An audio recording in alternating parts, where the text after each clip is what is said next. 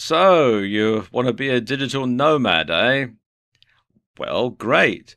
There's lots of things that you can do as a digital nomad, travel the world. Technology really makes it all possible.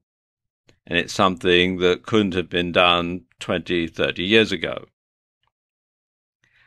And there's no doubting that the lifestyle can be appealing. All you need is a laptop and your toothbrush and you're good to go. But just like everything in life, there are pros and cons to wandering the world. Let's take a look at the pros. Well, I suppose the biggest pro is the freedom. You can go where you want, when you want, and you can work from anywhere. As long as you've got Wi-Fi, you're fine. And you can spend time with anyone you wish. And it's awesome to visit countries and stay longer than just a vacation. And you can do lots of in-depth travel and you can visit out-of-the-way places and you can really experience what life is like in another country, and that can really expand your mind. And you can set your own work agenda. When you're a digital nomad, you can work when you like, from wherever you like. You don't have to put up with a bullying boss or moaning co-workers. As long as you've got Wi-Fi, you're good to go. And there's no more commuting. All the travel you're doing now is for pleasure and not a chore. And, of course, you learn to be less materialistic because everything you need fits into your rucksack. You get to visit lots of new, different and exciting places. And these are places that most people only dream about. And every day is different. There's no routine. You're not tied to a desk or a cubicle in an office. Every day is different. Everywhere is new and exciting because you're seeing things for the first time. And of course, your horizons expand and you get a greater outlook on the world because you become exposed to things that other people in your town, in your family, your friends, well, they just simply don't know about because they've never experienced it. So you become a much wiser person as a result. And you get increased self-awareness and self-development.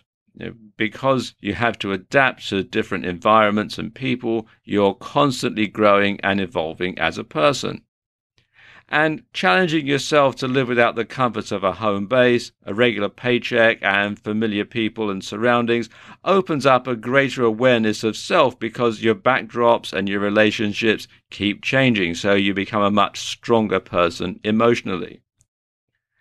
And you learn new skills, and you can take what you've learned on the road and apply it to your daily life when or if you get settled again. Lots of people stay on the road all the time. And sometimes you find that they do things better in other countries than they do in the country that you're from. So you can take this knowledge and you can apply it to your life when you get back home, and you can enrich your own life and those of others around you through that experience. You also get to meet lots of new people, experience different cultures, learn different languages, eat different food, and generally do stuff that you would never have dreamt of doing before. But, of course, there are some cons to this sort of lifestyle. There is a downside to it all. And the biggest one is loneliness. Being totally self-reliant can be tough. Human beings are social animals, and not having anyone else to talk to be supportive, someone you can trust or you can bounce ideas off of, can take its toll after a while. And of course, feeling homesick is another thing that happens when you're away a lot. You miss the familiar after a while, and you're separated from family and friends and from your support network. And of course, you may worry about people back home, particularly if you've got sick or elderly relatives. People might be in the hospital and you're told they're in hospital and you worry about them and so on. So that can be a big downside if your heart is on one side of the world, but your body is on the other, if you get what I mean. And of course, there's going to be things going on back home that you're not a part of, things like birthdays, weddings, anniversaries, and of course there are other would-be shared experiences that you're going to be missing out on. Lots of things that your friends and family are doing, but you're not included, and there'll be memories that they have, which are perhaps quite important to them, that you won't be a part of, and you might feel a bit left out of the whole proceedings. And all this can lead to stress, anxiety, and depression, and that is very common amongst people who are digital nomads. And of course, the world can be a scary place, especially when you're off the beaten track.